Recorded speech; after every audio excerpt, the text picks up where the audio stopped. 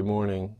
Glad you could join me. It's day one of the 21 days of seeking Jesus, and we are inviting and calling everyone and the church to unite in prayer.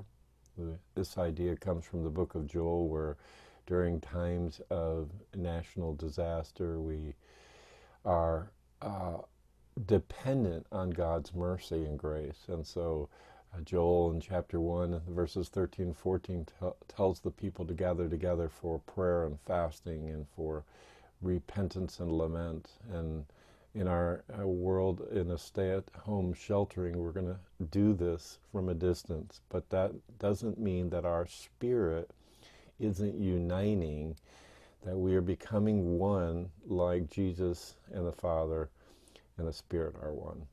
So I want to invite you today to think about the idea of lamentations. What does it mean to lament to God? Sometimes we would joke and tell people to stop whining, but that's really a little bit what the lament is like, but it's more serious because it's in a time of tragedy when people's questions about God and the fairness of what's happening become large. I'm going to read from Jeremiah's book, Lamentations, and Jeremiah takes almost everything personally. This is how it goes. I am the one who has seen the afflictions that come from the rod of the Lord's anger. He has led me into darkness, shutting out all light. He has turned his hand against me again and again all day long. He has made my skin and flesh grow old. He has broken my bones. He has besieged and surrounded me with anguish and distress. He has buried me in a dark place like those long dead. He has walled me in and I cannot escape. He has bound me in heavy chains. And though I cry and shout, he has shut out my prayers. He has blocked my wall with a high stone wall, my way with a high stone wall. He has made my road crooked. He has hidden like a bear or a lion waiting to attack me.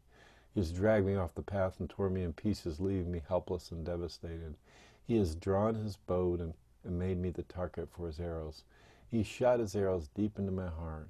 My own people laugh at me. All day long they sing their mocking songs. He has filled me with bitterness and given me a bitter cup of sorrow to drink. He's made me chew on gravel. He has rolled me in the dust. Peace has been stripped away, and I have forgotten what prosperity is. I cry out, my splendor is gone. Everything I hoped for from the Lord is lost. The thought of my suffering and homelessness is bitter beyond words. I will never forget this awful time as I grieve over my loss. Yet I still dare to hope when I remember this.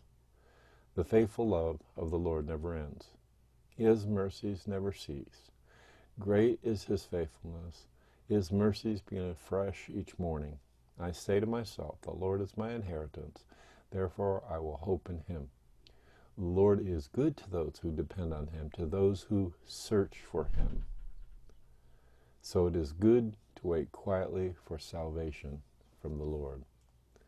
In your time today, I'd like you to take a notepad or some kind of paper, and I would encourage you to write down all the things that you feel like you've lost in the past few weeks, or all the things you haven't been able to do, all the barriers to, what you thought was the way that you would find God and search for him. Maybe you thought, well, if I was going to church, it would be so much better. And just write down all the things that you are lamenting, crying out to God for.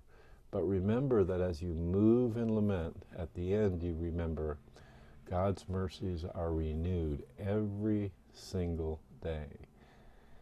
I want to close with a prayer from 389. 389, that's long ago. And here's what one Christian wrote. Yesterday I was crucified with Christ. Today I am glorified with him. Yesterday I was dead with Christ. Today I'm sharing in his resurrection. Yesterday I was buried with him. Today I'm waking with him from the sleep of death. May the Lord bless you and keep you and make his face to shine upon you.